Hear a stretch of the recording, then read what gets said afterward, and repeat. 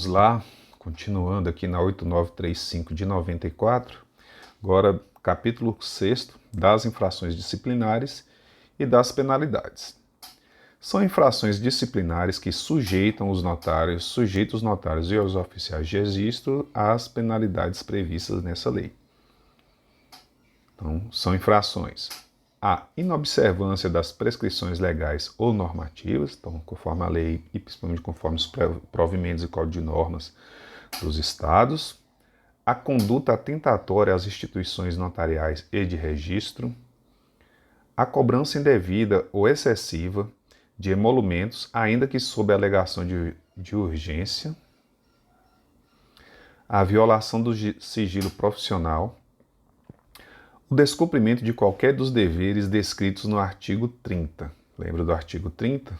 Vamos voltar aqui ao artigo 30. São vários deveres: encaminhar, fiscalizar o recolhimento de imposto, facilitar por todos os meios acesso à documentação. Então, qualquer um daqueles ali geram infrações disciplinares. Artigo 32. Os notários e os oficiais de registro estão sujeitos, pelas infrações que praticarem, assegurado o amplo direito de defesa, às seguintes penas. Então, quais são as penas por descumprimento pelas infrações? A repreensão, que seria uma admoestação, no caso, uma repreender verbalmente ou escrito; a multa; a suspensão por 90 dias, prorrogável por mais 30. Então, nós temos 90 mais 30. A perda da delegação.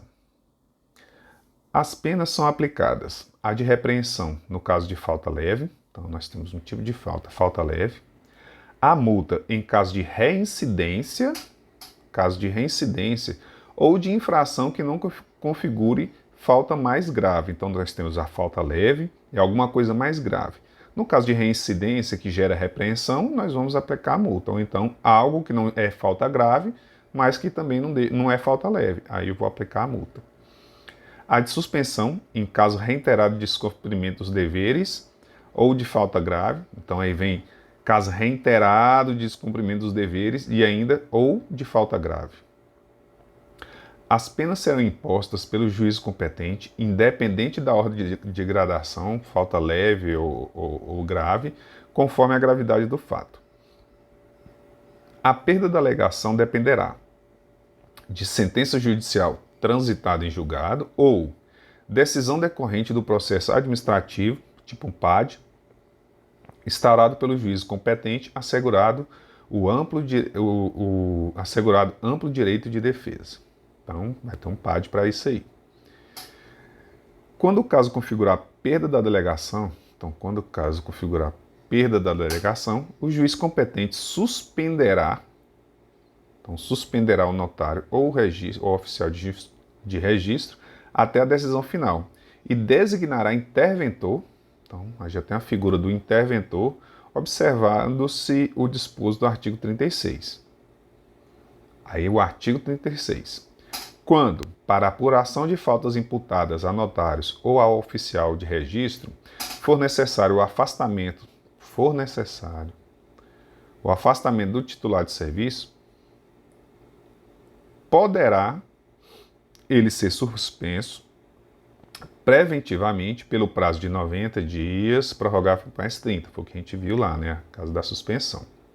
Na hipótese do caput de suspensão de 90 mais 30, o juiz competente designará interventor para responder pela serventia.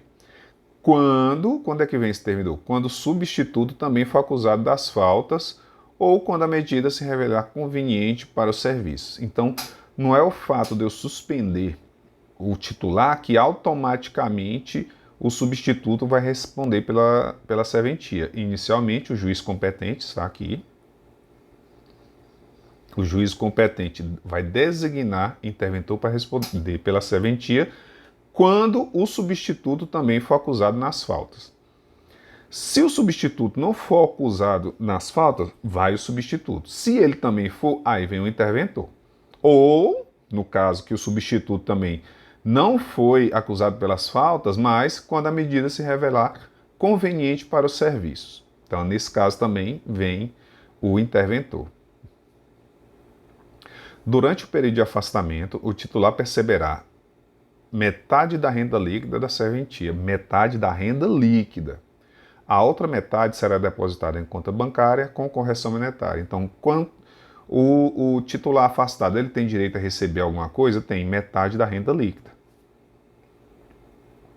Absolvido o titular, receberá ele o montante dessa conta, da conta bancária lá que ficou a outra metade. Condenado, caberá a este o montante, caberá esse montante ao interventor. Então imagina, tem a renda de 100% lá da serventia. Então o titular ele foi afastado, ele recebe 50%, beleza. Os outros 50% ficam lá na conta bancária, ótimo. Caso ele seja condenado, aquele 50% que está lá na conta bancária, ele vai para quem? Vai para o interventor, não vai para o TJ, vai para o interventor. Então caberá este montante ao interventor. É interessante isso aí. Porque imagina, você está lá no RCPN e aí você é convidado a ser interventor do tabelionato de notas. E o cara lá, ele é suspenso, enfim, tudo, ele perde a serventia, né? Depois que ele aconteceu, ele foi condenado, ele perdeu a serventia. Perdendo a serventia, aquela renda que foi lá, caso o oficial lá do RCPN tenha assumido lá o tabelionato, aí ele vai receber esse montante aí. Da fiscalização pelo Poder Judiciário.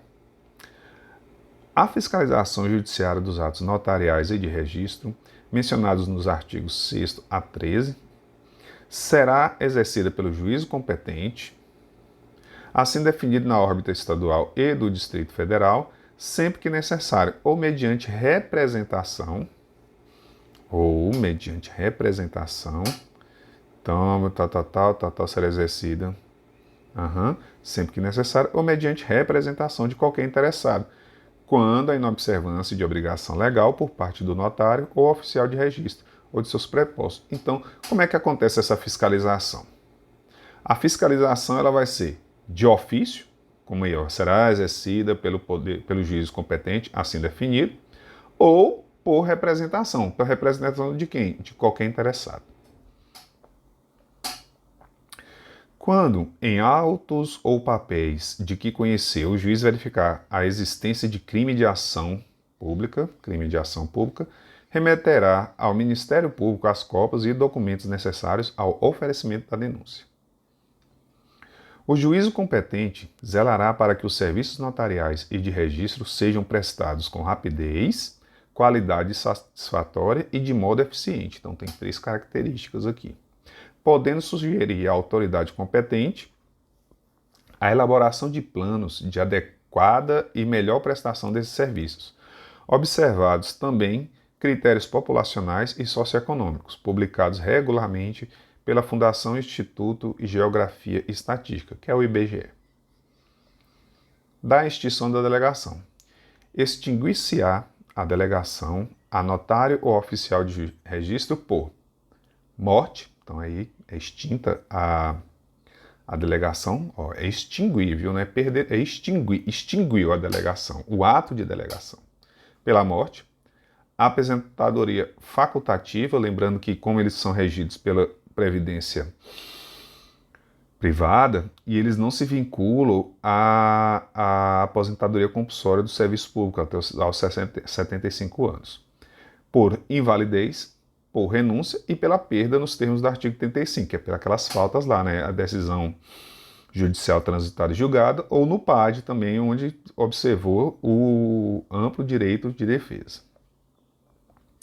E descumprimento comprovado da gratuidade estabelecida aqui na Lei 9.534.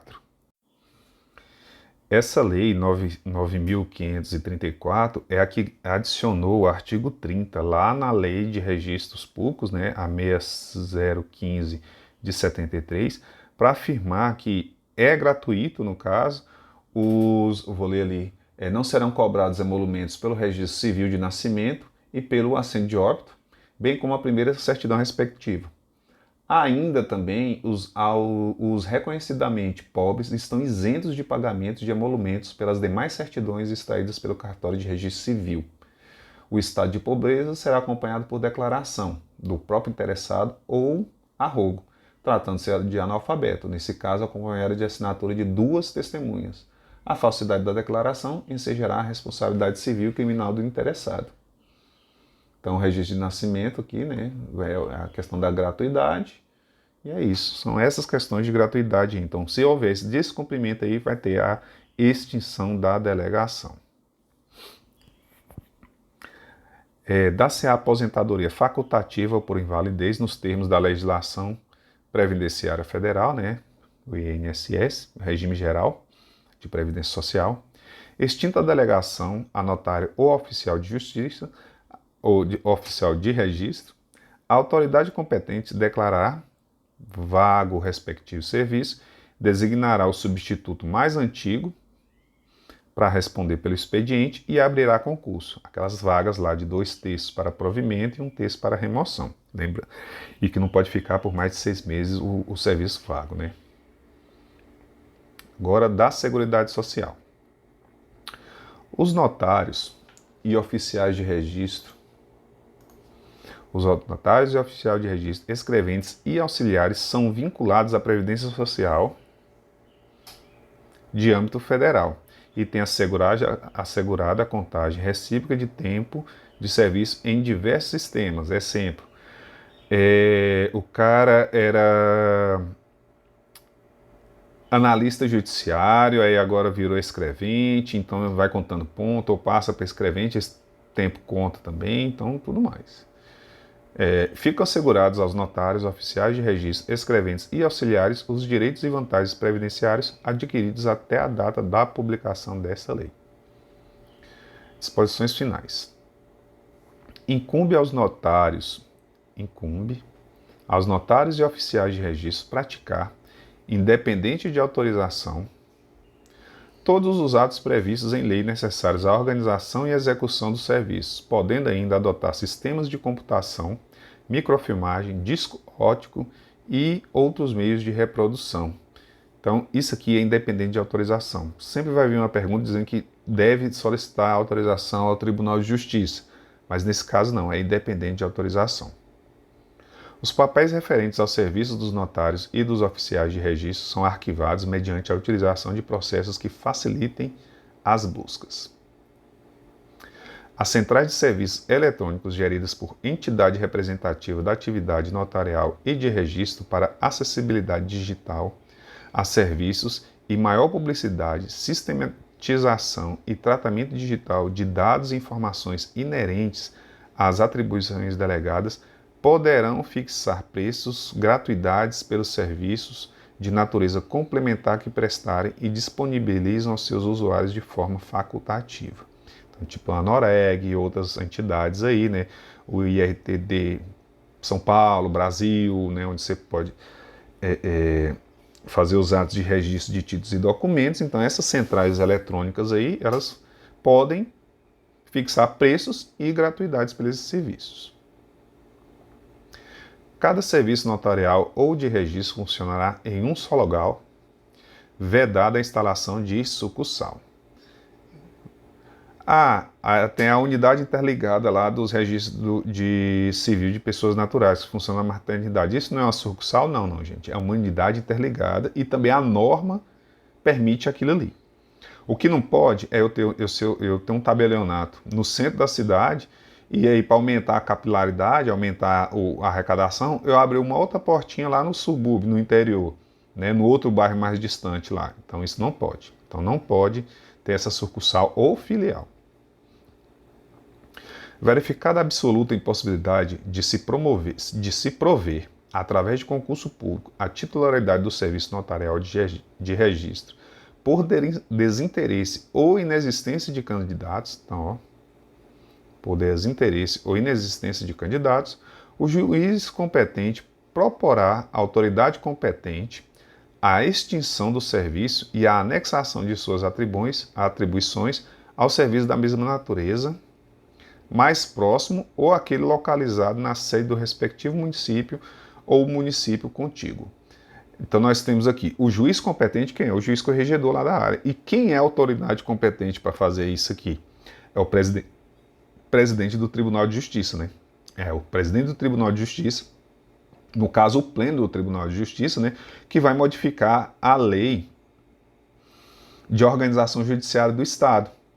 E aí vai o quê? Vai anexar, ou, né, da mesma forma que tem como desmembrar, anexar isso aí em outros serviços, transformando muitas vezes em uma cidade pequena em um ofício único. Em cada sede municipal haverá no mínimo um registrador civil das pessoas naturais. O RCPN está em todo lugar, gente. Então é o serviço de maior capilaridade, é o RCPN. Nos municípios de significativa extensão territorial, a juízo do respectivo estado, cada sede distrital disporá no mínimo de um registrador civil das pessoas naturais. Então nós temos municípios e temos os distritos. Então cada sede distrital disporá no mínimo de um RCPN. São gratuitos os assentos do registro civil de nascimento e óbito, que a gente vê aquelas gratuidades que, se não forem atendidas, geram a extinção da serventia, né, da delegação. Então, ó, o nascimento e do óbito, bem como a primeira certidão respectiva. A de casamento é gratuita só para os reconhecidamente pobres, e aí eles têm que declarar isso. Então, é só nascimento e morte e óbito. Para os reconhecidamente pobres, não serão cobrados emolumentos pelas certidões a que se refere este artigo. Não serão cobrados emolumentos pelas certidões que referem esse artigo. Por quê? Ó? A gente viu que são gratuitos os assentos do registro. Então, nasceu, é o primeiro assento. Eu assentei lá, beleza, morreu. Também fui lá e registrei esse óbito. A primeira certidão respectiva disso aí não é cobrada. Agora a pessoa vai lá e perdeu a certidão de nascimento. Eu vou lá requerer uma nova certidão. Isso será cobrado. Só não será cobrado para quem? Para os reconhecidamente pobres. É proibida a inserção nas certidões de que trata o parágrafo 1º desse artigo, nascimento, óbito, expressões que indicam a condição de pobreza ou semelhantes. Imagina, vem a certidão de nascimento, segunda via, essas aqui conforme reconhecidamente pobre. Então isso aqui não é vedado, é proibida essa inserção aí. Os livros, fichas, documentos, papéis, microfilmes e sistemas de computação deverão permanecer sempre sob a guarda e responsabilidade do titular do serviço notarial ou de registro, que zelará pela sua ordem, segurança e conservação. Parágrafo único. Se houver necessidade de serem periciados, isso aqui sempre cai, o exame deverá ocorrer na própria sede do serviço, em dia e hora adrende designados, né, conforme designado, com ciência do titular e autorização do juiz competente. Então, com ciência do titular e autorização do juiz competente. Então, não tem a saída, na lei aqui, na 8935, não tem a saída do livro para ir para outro lugar. Na 6015, acho que tem a disposição para isso aí, e nos códigos de norma também tem que se verificar essa saída, mas mesmo assim a saída do cartório é só com autorização judicial. A perícia não, nesse caso aqui, a perícia no próprio, em dia e horas designados, com ciência do titular e autorização do juiz competente. Das disposições transitórias. O notário e o oficial de registro legalmente nomeados até 5 de outubro de 1988, Constituição Federal, detém a delegação constitucional de que trata o artigo 2º. Então, esse aí, ele já não passou pelo provas e títulos. Se ele estava lá nesse período aí, ele adquiriu a delegação que chama-se delegação constitucional. Os notários e oficiais de registro poderão contratar, segundo a legislação trabalhista, seus atuais escreventes e auxiliares de investidura estatutária ou regime especial, desde que estes aceitem a transformação de seu regime jurídico em opção expressa, no prazo improrrogável de 30 dias contado da publicação dessa lei. A lei foi publicada em 94, então beleza, né? Ocorrendo a opção, o tempo de serviço prestado será integralmente considerado para todos os efeitos de direito. Não ocorrendo a opção, os escreventes e auxiliares de investidura estatutária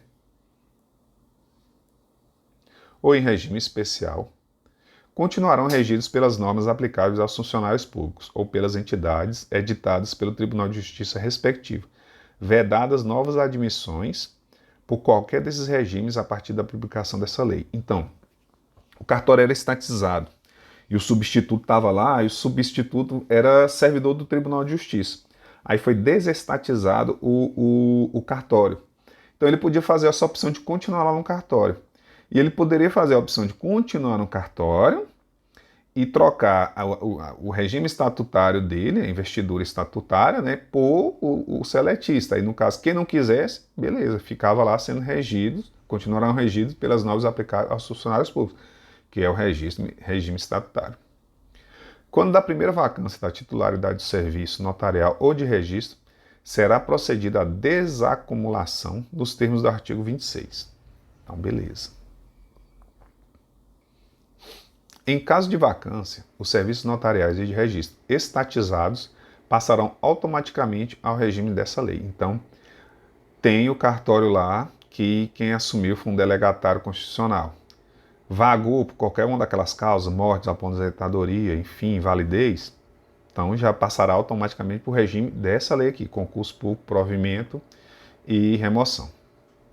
Aos atuais notários e oficiais de registro, quando da aposentadoria, fica assegurado o direito de percepção de proventos de acordo com a legislação que anteriormente os regia, ou seja, o regime estatutário, desde que tenham mantido as contribuições nelas estipuladas até a data do deferimento do pedido de sua concessão. Concessão de quê? De aposentadoria.